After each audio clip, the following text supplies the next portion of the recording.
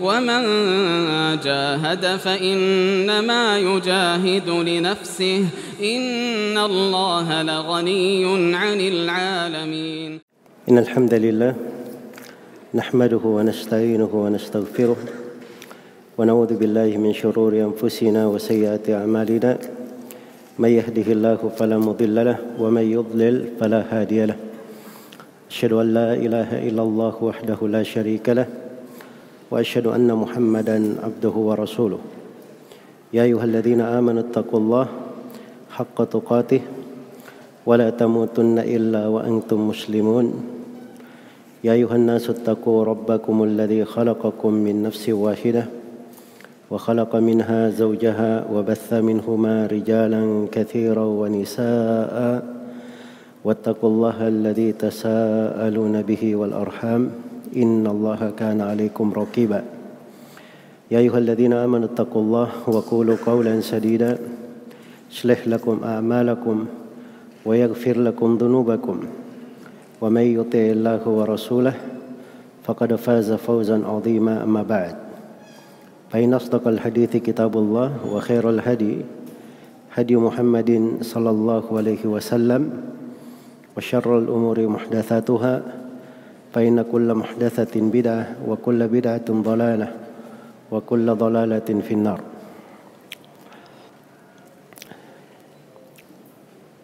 Ini sesi yang kelima dari pembahasan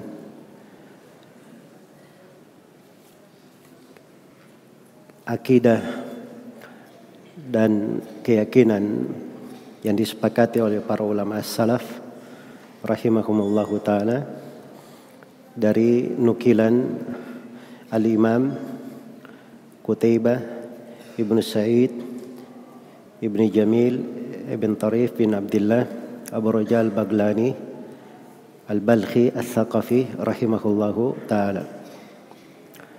Dari rangkaian silsilah Kamilah Aqidah as-Salaf rahimahumullahu ta'ala. Baik, telah kita selesaikan beberapa pembahasan penting dari usul i'tiqad Ahli Sunnah wal Jamaah di pembahasan agama. Berikutnya di sini kita akan memasuki salah satu pembahasan penting yang merupakan perkara-perkara yang besar di masa para ulama salaf terdahulu rahmatullahi alaihim jami'an. Kata penulis di halaman 22 dari buku panduan, kata beliau, wal Qur'anu kalamullah. Dan Al-Quran adalah kalamullah, adalah kalam Allah subhanahu wa ta'ala. Ini dari pembahasan di masa dahulu menjadi besar sekali karena bid'ah ini termasuk bid'ah-bid'ah yang mengeluarkan pelakunya dari keislaman. Dan pembahasan ini juga yang merupakan sebab banyak dari ulama di masa terdahulu itu diuji dan kena berbagai macam cobaan, termasuk Imam Ahmad bin Hanbal rahimahullahu ta'ala, yang beliau ini di 3 generasi pemerintahan diuji oleh ahlul bid'ah yang berhasil dekat kepada penguasa, kepada khalifah.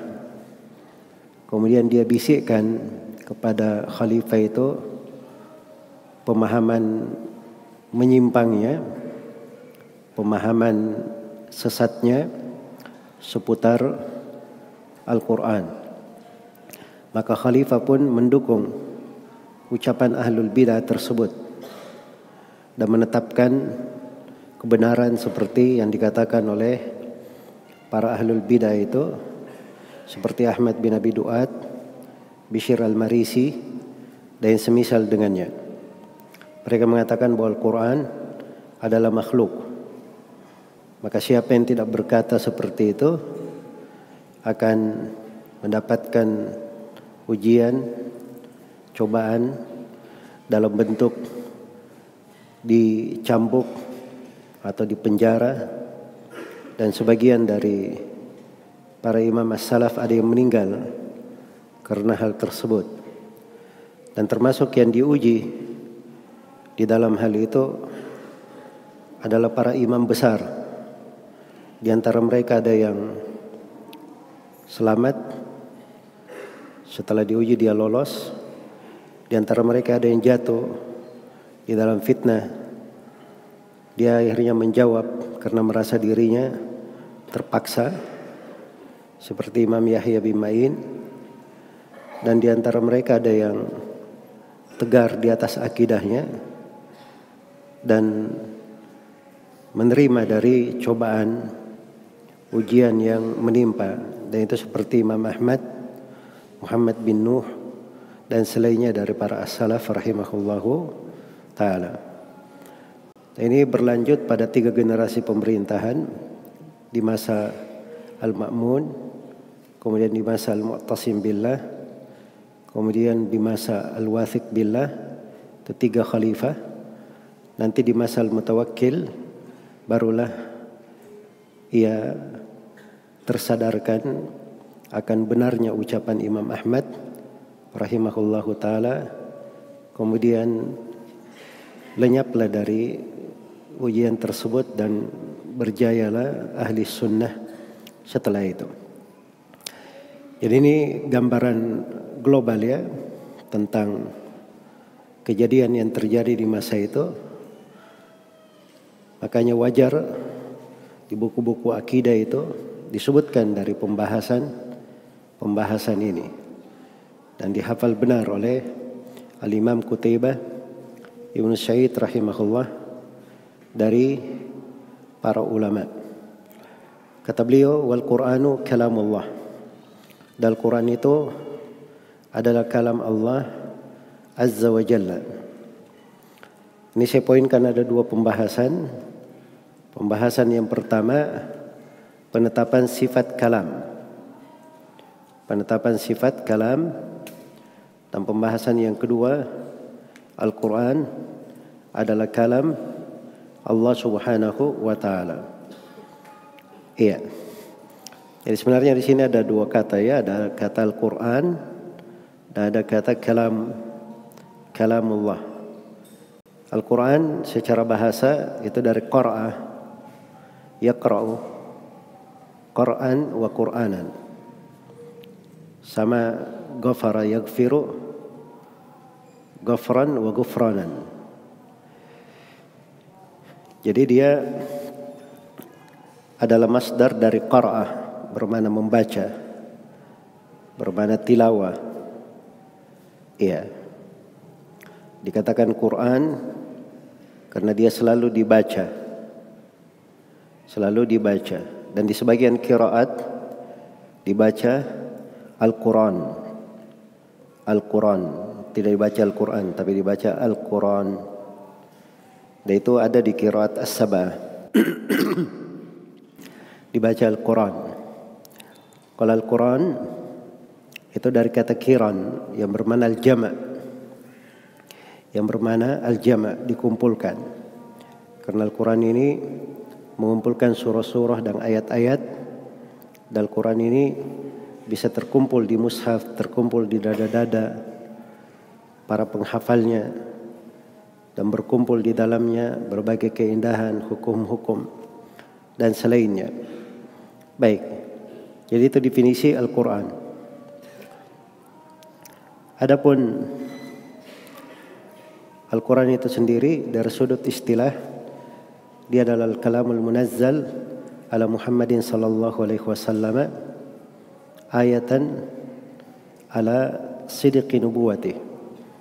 Dia adalah firman Allah yang diturunkan kepada Nabi Muhammad sallallahu alaihi wasallam sebagai tanda akan kebenaran dan kenabian beliau sallallahu alaihi wasallam. Iya. Adapun al-kalam itu secara bahasa itu dipakai untuk dua makna, sebagaimana yang disebut oleh Ibnu Faris rahimahullahu taala. Akarnya pada kata an-nutuq, ucapan, dan kata al-jirah. Al-jirah itu artinya luka. Artinya luka. Iya. Jadi al-kalam itu dia kadang dalam bentuk nutuk, ucapan yang dipahami. Karena itu yang populer di kalangan ahli bahasa, al-kalam adalah nutkun mufhim, adalah ucapan yang bisa dipahami, bisa memahamkan orang yang mendengarkannya. Iya. Dan dia juga kadang dipakai untuk kata al-jirah, luka. Jadi ya kalau dikatakan fulan maklum, artinya si fulan itu terluka, ada luka di bagian dari tubuhnya. Nah, itu kalam. Secara bahasa, al-kalam itu tidak menunjukkan sesuatu yang tersembunyi, tapi kalam sesuatu yang tampak. Ucapan terdengar, luka kelihatan. Demikian pula kata-kata yang berkumpul dengan 3 huruf ini, kaf, lam, mim. Yang berkumpul dengan kita huruf ini, kaf, lam, dan mim. Kalau dilihat urutan-urutan penggunaannya, itu tidak ada yang menunjukkan makna tersembunyi. Seperti misalnya kata lakama. Apa artinya lakama? Lakama itu meninju. Ada lamnya, ada kafnya, ada mimnya juga. Meninju itu kelihatan atau tidak? Hah? Kelihatan kan?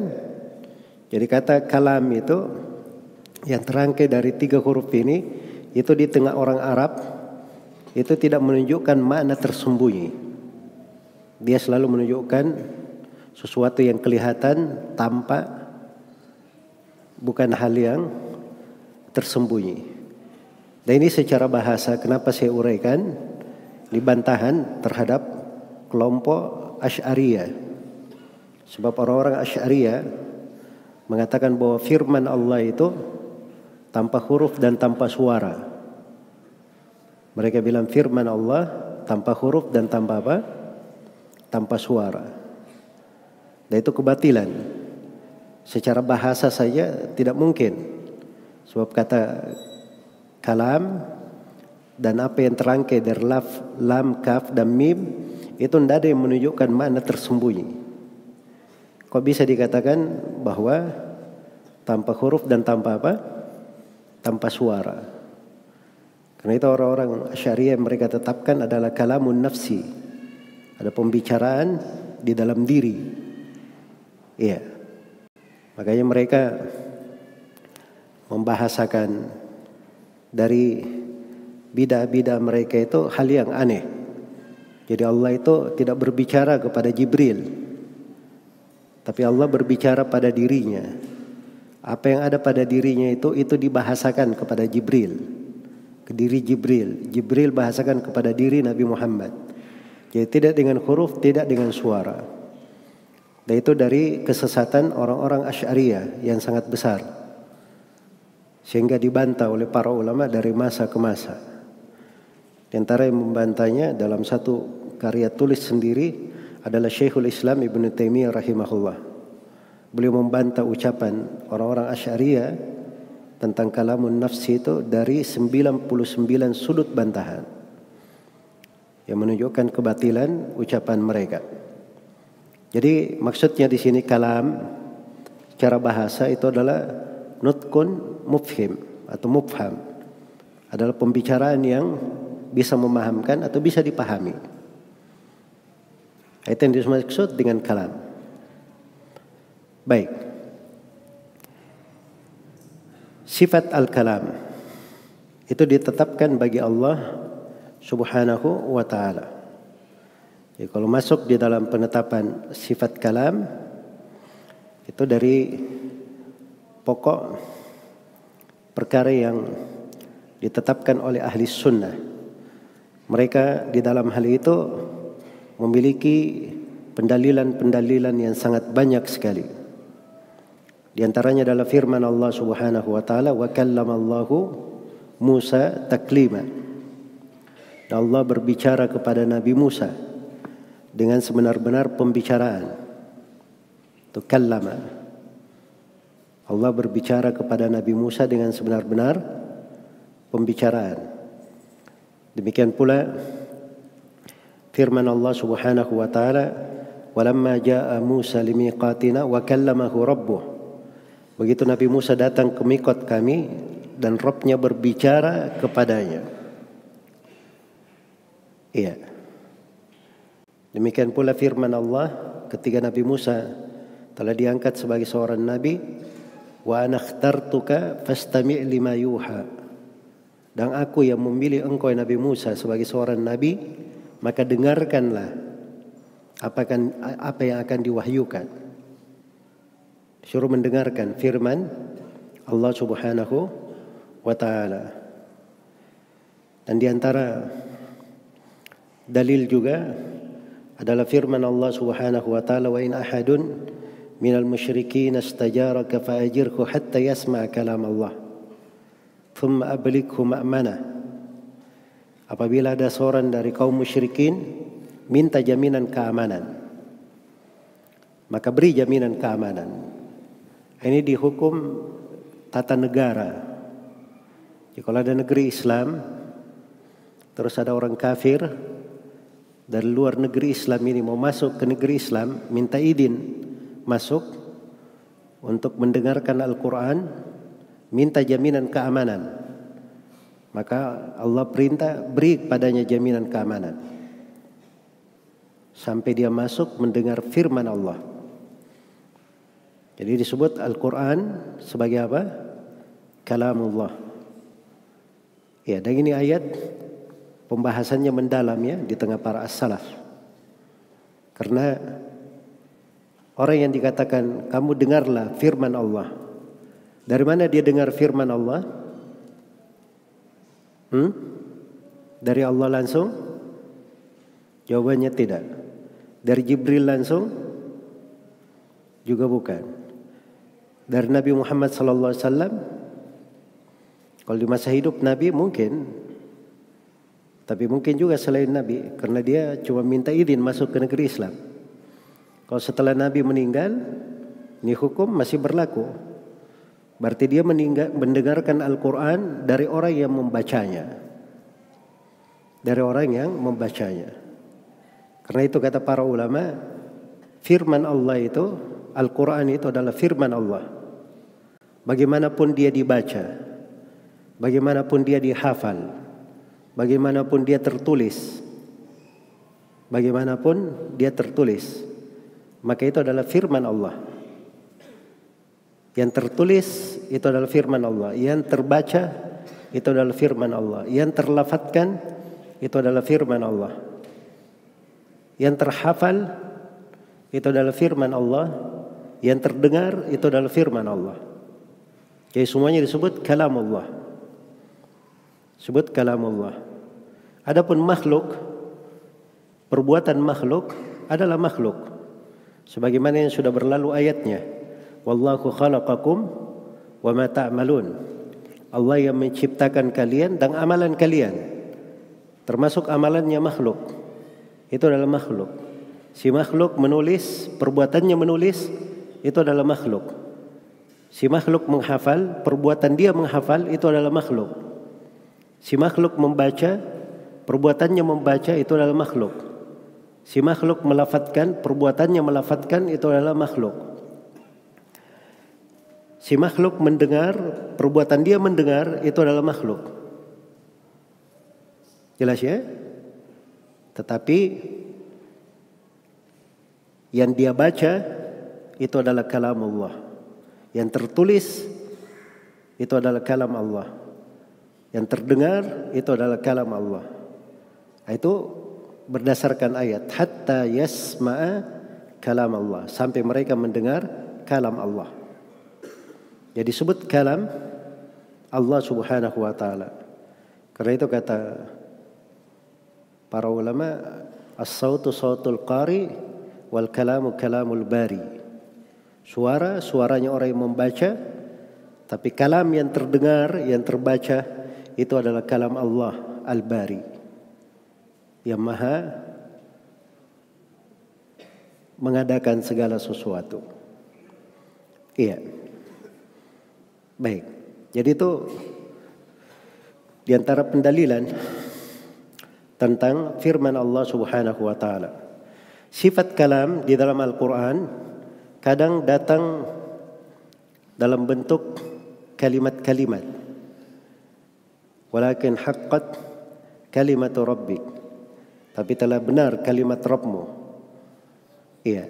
Dan seperti ayat qul law kana al-bahru midadan li kalimati rabbi lanafidal bahru qabla an tanfada kalimatu rabbi walau ji'na bimithlihi madada. Jadi sebut kalimat-kalimat. Kalimat-kalimat itu adalah kalam Allah, sama. Kalam, kalimat sama. Dan kadang di dalam Al-Quran datang dengan bahasa al-qaul. Walakin haqqal qawlu minni, tetapi telah benar ucapan dariku. Wa qala Allahu, dan Allah berfirman. Iya. Wa man asdaqu minallahi qila. Tidak ada yang lebih jujur ucapannya daripada Allah. Kadang disebut hadis. Wa man asdaqu minallahi haditha. Tidak ada yang lebih jujur ucapannya dari pembicaraan Allah. Itu sama semua. Dan kadang dibahasakan dengan bahasan nida. Ya, wa idnada rabbuka Musa. Dan ketika Rabbmu memanggil Nabi Musa, kata nida itu digunakan di beberapa tempat dalam Al-Quran. Dan nida di dalam kesepakatan seluruh ahli bahasa, nida itu adalah panggilan dengan suara keras. Makanya adzan itu dikatakan apa? Salah satu nama adzan nida. Salah satu penamaan adzan disebut nida. Ya, karena orang adzan itu tidak ada yang sembunyi-sembunyi. Tidak ada yang di dalam hatinya orang adzan. Tapi adzan itu dengan suara keras mengumumkan bahwa sholat sudah apa? Sudah masuk. Itu banyak tempat dalam Al-Quran Allah membahasakan panggilannya dengan kata nida. Dan itu menurut kesepakatan ahli bahasa Arab, nida itu panggilan dengan suara keras. Dan ini bantahan terhadap orang-orang Asy'ariyah yang mengatakan bahwa firman Allah itu tanpa suara katanya. Dan itu dari kebatilan. Jelas ya? Baik. Kemudian di antara pendalilan dari hadits Nabi sallallahu alaihi wasallam ya adalah sabda Rasulullah sallallahu alaihi wasallam dalam hadits riwayat Bukhari dan Muslim ketika beliau berkata kepada manusia waktu itu, ala rajulun yahmiluni ila qaumihi fa inna quraisyan qad mana'uni an uballigha kalam rabbi. Adakah seorang yang membawa saya ke kaumnya? Karena orang-orang Quraisy telah melarang saya untuk menyampaikan kalam Rabbku. Ini awal-awal dakwah di Mekah ya, ketika Nabi menyampaikan Al-Quran, menyampaikan wahyu, dihalangi oleh orang-orang Quraisy. Maka Nabi SAW pada kabilah-kabilah yang datang di musim haji, beliau berucap, tidakkah ada satu kaum yang membawa saya ke kaumnya? Ada orang yang membawa saya ke kaumnya. Karena orang Quraisy telah melarangku untuk menyampaikan kalam Rabbku. Ya, Nabi sebut itu adalah kalam dari Rabbnya. Dan di dalam hadits Adi bin Hatim di riwayat Bukhari dan Muslim, Rasulullah sallallahu alaihi wasallam bersabda, "Ma minkum min ahadin illa sayukallimuhu ar-Rahman, laisa bainahu wa bainahu tarjuman." Tidak seorang pun di antara kalian kecuali Allah akan berbicara langsung kepadanya. Allah akan berkalam langsung kepadanya. Itu kalamnya, sifat kalam.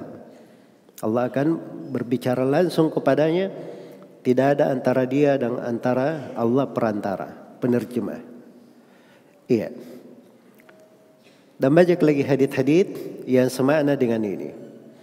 Adapun dari kesepakatan atau dari nukilan dari para sahabat Rasulullah sallallahu alaihi wasallam, iya, itu telah populer dari para sahabat bahasa-bahasa yang menunjukkan bahwa Al-Quran adalah kalamullah.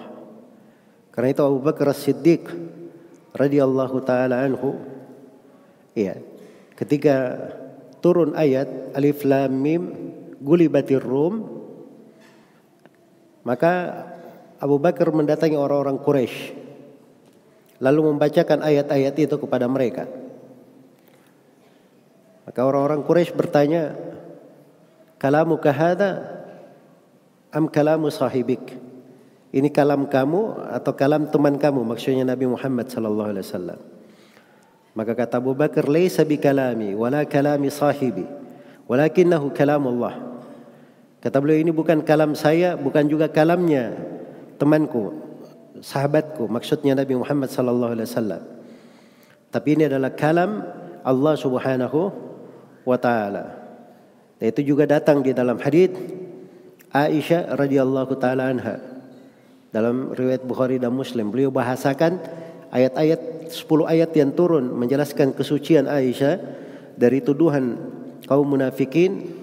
Beliau katakan bahwa itu adalah Allah, kalam Allah. Yatakallamullahu fiyya, Allah berbicara tentang saya. Iya, berbicara tentang saya. Dan Asma bintu Abi Bakar radhiyallahu anhuma, istri Nabi Asma bintu Abi Bakar radhiyallahu anhuma, beliau kalau mendengar Al-Quran maka beliau berkata, "Kalamu Rabbi, kalamu Rabbi." Ini kalam Rabbku, kalam Rabbku. Itu pengagungannya terhadap Al-Quran dan penghormatannya. Iya. Jadi kadang kita itu kalau dapat surat dari orang yang kita cintai, itu suratnya kita jaga baik-baik. Iya. Mungkin sekarang kalau ada yang dapat misalnya surat penghargaan dari presiden, wah itu nanti suratnya pergi dia bawa ke ini, dia rapikan, dia bikinkan figuranya, kemudian disimpan di rumahnya menjadi tontonan 7 keturunan. Barangkali begitu. Jelasnya? Ini kalam Allah Rabbul Alamin. Terdapat di dalamnya petunjuk, cahaya, kebaikan. Kayaknya orang-orang yang beriman itu seperti Asma ini radhiyallahu anha. Bagaimana kalau mendengar Al-Quran? Itu kalam Rabbku, kerinduannya. Iya. Kata Amr bin Dinar rahimahullah, "Adraktu ashaban Nabi sallallahu alaihi wasallam faman dunahum mundu 70 sana." Kata Amr bin Dinar, saya temukan dari sahabat Nabi sallallahu alaihi wasallam dan selainnya, dan sahabat Nabi ke bawah, maksudnya tabiin. Karena Amr bin Dinar ini beliau mendapati masa sahabat dan beliau juga mendapati kebanyakannya dia dapati tabiin. Semenjak 70 tahun, kata Amr bin Dinar, iya, semua dari ulama itu berkata, Allahul Khaliq, Allah yang maha mencipta. Wa ma siwahu makhluk, selain daripada Allah itu adalah makhluk. Wal Qur'anu kalamullah, sedang Al-Quran itu adalah kalam Allah. Minhu kharaja wa ilaihi ya'ud, dari Allah Al-Quran itu keluar dan Al-Quran akan kembali kepadanya. Nah, ini bantahannya terhadap ahlul bidah dengan berbagai lapisannya yang mengingkari hal itu. Karena Allah mengatakan Al-Quran itu bermula dari dirinya. Walakin haqqal qawlu minni, tapi telah benar ucapan yang berasal dariku. Wa ilaihi ya'ud, dan Al-Quran akan kembali kepada Allah. Maksudnya makna Al-Quran itu kandungannya semuanya kembali kepada Allah. Dialah yang berbicara dengannya. Dan di antara ulama yang menafsirkan kembali kepadanya itu kejadian di hari kiamat, di akhir masa. Akan datang di akhir masa suatu malam Al-Quran itu diangkat, sehingga orang buka lembaran-lembaran mushaf, dia tidak temukan lagi Al-Quran tertulis di situ. Telah diangkat Al-Qurannya kembali kepada Allah Subhanahu wa ta'ala. Jadi ucapan Amr bin Dinar ini jelas, Allah yang maha mencipta. Selain Allah berarti makhluk.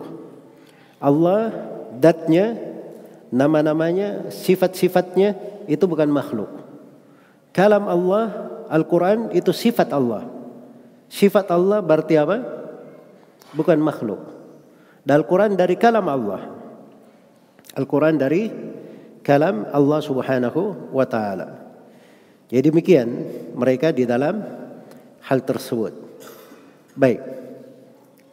Jadi ini Amr bin Dinar bercerita tentang bagaimana para a'immah, para ulama, para imam di kalangan tabi'in, bahkan sebelumnya dari kalangan para sahabat Rasulullah sallallahu alaihi wasallam.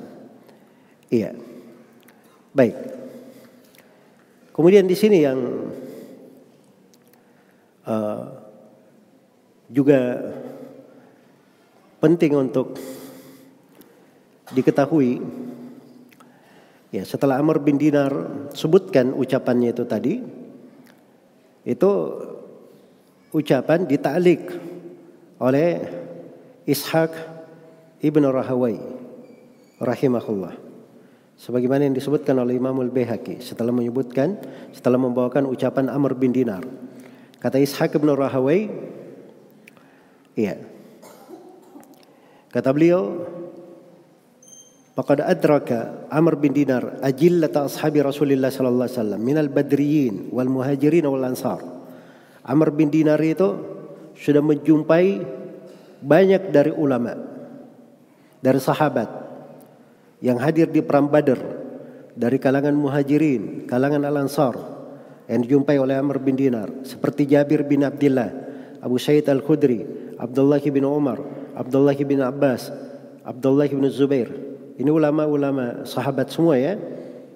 Tapi memang ulama muda, karena Amr bin Dinar ini hanya berjumpa dengan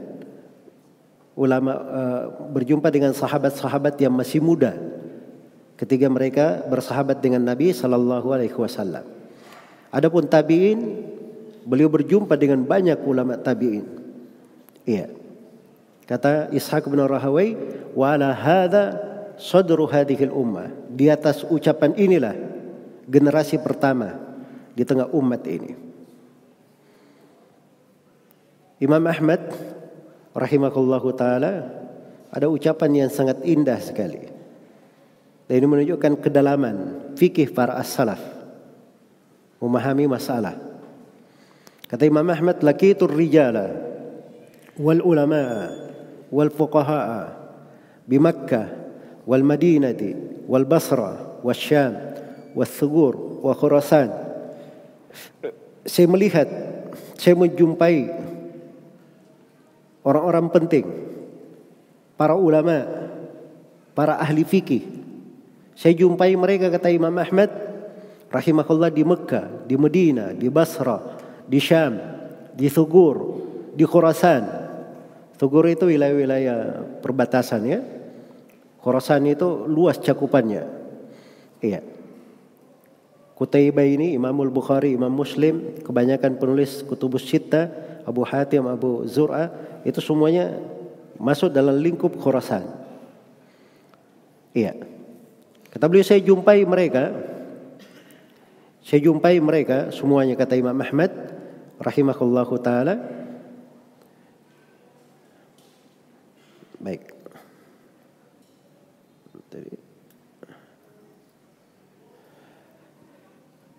Fara'aituhum ala sunnati wal jamaah. Saya lihat mereka semuanya itu di atas sunnah dan jamaah. Jadi bukan ahlul bidah ya, ulama yang dia lihat oleh Imam Ahmad. Di atas sunnah dan jamaah. Wa sa'altu anhal fuqaha. Dan saya juga tanya kepada para ulama ahli fikih. Fakullun yaqul, semua dari mereka berkata, Al-Qur'anu kalamullah, ghairu makhluk. Semuanya berkata Al-Qur'an adalah kalam Allah, bukan makhluk. Minhu bada wa ilaihi ya'ud. Darinya bermula dan kepadanya lah kembali, kepada Allah kembali. Coba untuk lihat ya, ini juga pelajaran berharga ini, asar ini dari Imam Ahmad. Dimaklumi bahwa ketika mengucapkan Al-Quran kalamullah, itu keyakinan dari masa para sahabat. Semua orang memaklumi. Tapi begitu muncul ada orang yang mengatakan Al-Quran itu makhluk, barulah dibantah oleh para ulama. Barulah mereka tegaskan Al-Quran kalamullah ghairu makhluk. Itu bantahan. Itu penyebutan ghairu makhluk, itu bantahan terhadap ahlul bidah yang mengatakan bahwa Al-Quran adalah apa? Adalah makhluk. Iya. Dan begitu terjadi kejadian ini, Imam Ahmad itu sangat di atas keyakinan akan akidah itu. Tapi bersamaan dengan itu, beliau tanya kepada seluruh ulama di berbagai negara. Dan semuanya menjawab sama dengan ucapan beliau. Itu ahli sunnah itu. Seperti itu. Itu orang-orang yang berilmu. Jadi kadang pada hal-hal yang dia yakin, ya, dia tahu ulama yang lain sama ucapannya. Maka dia tanyakan untuk dia berikan manfaat kepada umat. Bahwa ini bukan ucapan dia saja. Ini ucapan seluruh ulama. Ucapan seluruh ulama. Iya. Baik. Jadi ini penegasannya tentang sifat al-kalam. Dan pembahasan kita yang kedua, Al-Quran adalah kalamullah. Firman Allah itu dari sifat Allah. Dari sifat Allah. Dia masuk ke dalam sifat fi'liyah, dzatiyah. Allah berbicara sesuai dengan kehendak dan keinginannya. Dan sifat Allah ini selalu terus-menerus bersamanya. Dia selalu disifatkan berbicara. Tapi dia berbicara sesuai dengan kehendaknya. Kadang dibahasakan oleh para ulama dengan istilah qadimun naw hadithul ahad. Sifat kalam itu pada zatnya itu melekat pada Allah. Sudah dari dahulu Allah itu berbicara. Dan terus berbicara, disifatkan dengan berbicara. Tidak pernah suatu hari dikatakan misalnya Allah tidak berbicara, atau naudzubillah kalau dikatakan misalnya Allah bisu. Jelas ya? Itu tidak pernah disifatkan seperti itu. Dan pembicaraan Allah itu sesuai dengan keinginan dan kehendaknya. Makanya Allah berbicara dengan Taurat kepada Nabi Musa. Allah berbicara dengan Zabur kepada Nabi Daud.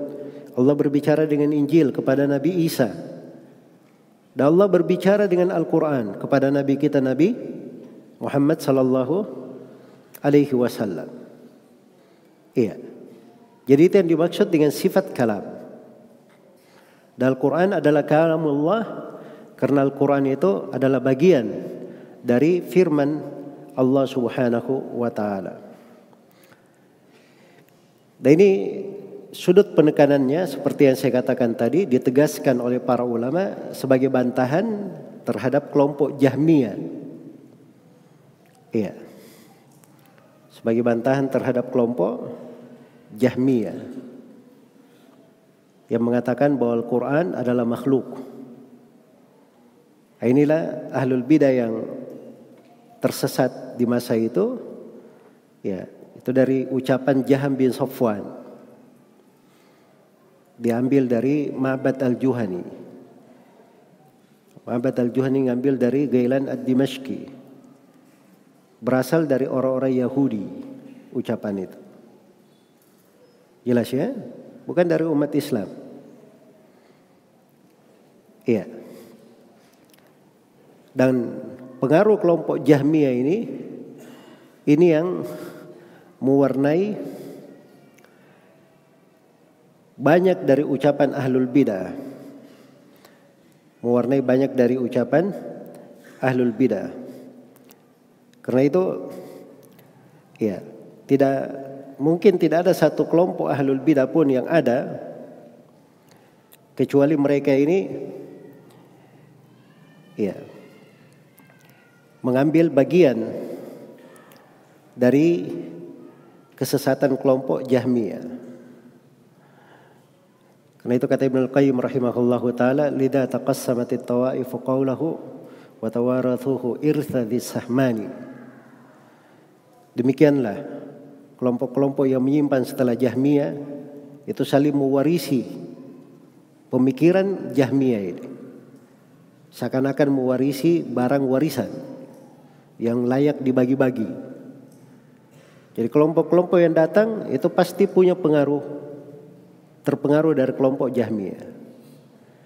Dan kita akan terangkan nanti insyaallah di pembahasan akidah Abu Hatim dan Abu Zur Ar-Razi tentang kelompok Jahmiyah pada tempatnya. Atau mungkin di buku ini kita akan jelaskan nanti di ucapan penulis rahimahullah tentang hukum sholat di belakang kelompok Jahmiyah ini. Itu ada pembahasannya ya. Ada penyebutan sifat Jahmiyah. Saya akan terangkan tentang Jahmiyah ini. Nah, ini kelompok Jahmiyah ini salah satu pemikiran menyimpangnya, dia mengatakan bahwa Al-Quran adalah apa? Al-Quran adalah makhluk. Khususnya waktu itu Ahmad bin Abi Duad, Bishr Al-Marisi dan semisal dengannya. Dan mereka ini itu tidak ada silam pendapat di tengah para ulama bahwa ucapan mereka itu kekafiran. Dan kelompok Jahmiyah dikafirkan oleh lebih dari 500 ulama. Kata Ibnu Al-Qayyim rahimahullahu taala menyimpulkan kejadian yang terjadi dan kesepakatan ulama. Kata beliau, laqad taqallada kufrahum 50 fi 10 minal ulama'i fil buldani walla lakaiyul imamu haka'an humu bal qad haka qablahu at-Tabarani. Telah sepakat di dalam mengafirkan kelompok Jahmiyah 50 kali 10 dari ulama di berbagai negeri. 50 kali 10 itu berapa? 500. Ada 500 ulama dari berbagai negeri. Ya, itu dinukil oleh Imam Al-Lalakai. Al-Lalakai menukilnya di bukunya Syarah Ushul I'tiqad Ahli Sunnah wal Jamaah. Pembahasan panjang. Beliau bawakan banyak dari ucapan ulama itu. Ada yang dengan sanad bersambung ke imamnya, langsung ke ucapannya. Ada yang dia sebutkan nama-namanya saja. Di akhirnya, itu pun di akhirnya Imam Al-Lalakai berkata apa? Ini sebagian nama saya kumpulkan. Kalau saya kerahkan lagi tenaga saya lebih serius lagi mengumpulkannya, maka saya akan dapatkan lebih banyak daripada itu. Jadi itu tulis-tulis biasa aja sudah sampai 500 sudah. Dan sebelumnya Imam At-Tabarani itu punya buku judulnya As-Sunnah juga. Cuman tidak sampai ke kita buku itu. Hanya ada di nukilan beberapa ulama seperti Imam Ad-Dhahabi menukil sebagian darinya, Ibnu Al-Qayyim dalam Ijtima' al-Juyush al-Islamiyah. Ada nukilan-nukilan dari buku itu dari Imam At-Tabarani. At-Tabarani juga menyebutkan sekitar 500 ulama itu tadi yang mengafirkan kelompok Jahmiyah. Dan Imam Ad-Dhahabi berkata yang mengafirkannya sekitar 1000 orang. Itu dari penelitian Imam Adz-Dzahabi. Dari jumlah-jumlah ulama yang mengatakan kelompok Jahmiyah ini kafir, keluar dari Islam. Jelas ya? Kenapa? Coba antum bayangkan saya, kalau dikatakan Al-Quran itu makhluk, konsekuensinya itu fatal sekali. Ya. Qul huwallahu ahad. Katakanlah dialah Allah al-ahad. Oh, itu makhluk. Asmaul husna makhluk semuanya. Jelas ya? Sebagian as-salaf berkata, dia bacakan ayat. Ya. Innani ana Allahu la ilaha illa ana fa'budni wa aqimis salata li dzikri. Firman Allah kepada Nabi Musa, sesungguhnya aku ini adalah Allah yang tidak ada yang berhak diibadahi kecuali aku. Maka ibadahi saya, ibadahilah aku dan tegakkan solat untuk mengingatku. Jadi kalau ada yang berkata ini ayat makhluk, berarti itu kekafiran yang nyata. Kekafiran yang nyata. Terus kalau ada yang membaca Al-Quran, ya terlafatkan, maka ini si A membaca Al-Quran keluar darinya makhluk. Sana membaca lagi keluar darinya makhluk. Sana keluar lagi darinya makhluk. Itu apa jadinya? Konsekuensinya itu semuanya membawa kepada kekafiran. Jelas ya? Apalagi mana-mana dari dalil-dalil syar'i yang diselisih itu sangat banyak. Karena itu bagi orang yang paham Al-Quran, dia sangat mengerti bahwa Al-Quran itu kalamullah, bukan makhluk. Makanya Imam Ahmad itu rahimahullahu ta'ala ketika didebat di depan khalifah, Imam Ahmad hanya berkata, beri saya satu dalil saya. Satu dalil saya. Saya cuma ingin satu dalil saya yang menunjukkan bahwa Al-Quran makhluk. Maka kelompok Jahmiyah ini tidak bisa memberi dalil apapun. Setiap kali dia baca ayat yang menurut mereka dalil tanda kutip, oleh Imam Ahmad dibantah. Itu bukan pendalilan. Iya. Dan Imam Ahmad menghujat mereka dengan hujah yang kuat. Di antaranya Allah berfirman, kata Imam Ahmad, di antaranya Allah berfirman, ala lahul khalqu wal amru. Ketahuilah bahwa milik Allah penciptaan dan makhluk dan perintah. Milik Allah al-khalq, makhluk, penciptaan, wal amru, dan perintah. Pakai waw. Ini menunjukkan makhluk itu bukan perintah. Al-Quran itu dari perintah Allah. Ata amrullah, telah datang perintah Allah. Datangnya dari situ, berarti dia bukan makhluk. Karena waw, bahasa Arab itu paham. Waw itu artinya mughayara.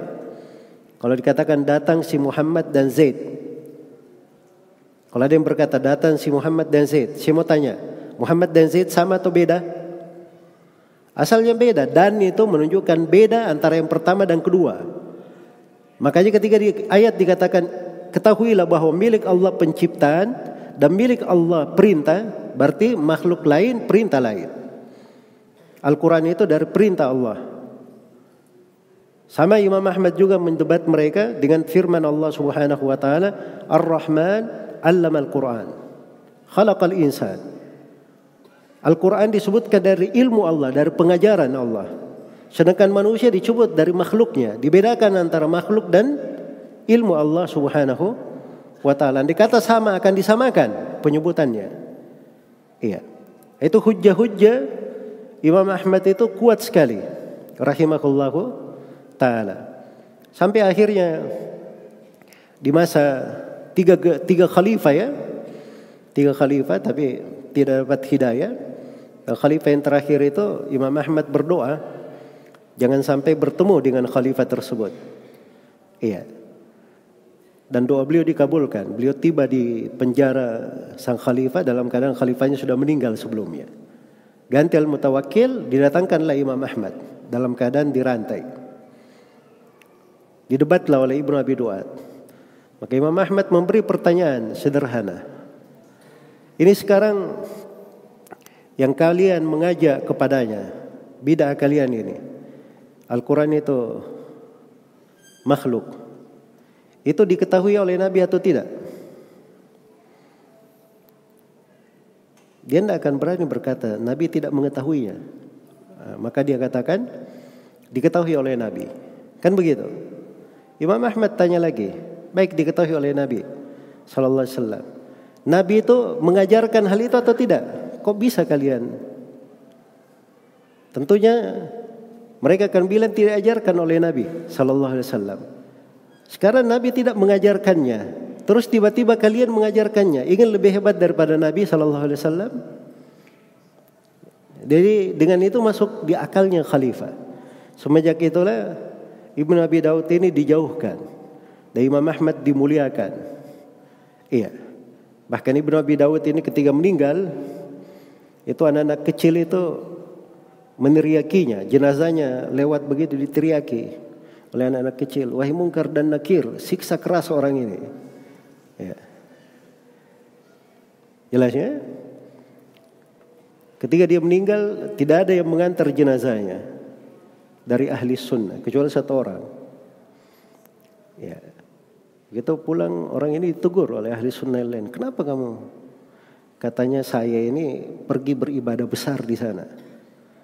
Saya doakan ya Allah ini orang mengingkari siksaan kuburmu. Siksalah dia dengan siksaan yang paling pedih. Ya Allah ini orang mengingkari berjumpa denganmu pada hari kiamat. Haramkan dia melihat wajahmu. Ya Allah dia, wah itu ibadah saya paling besar nih. Saya doakan orang ini. Katanya.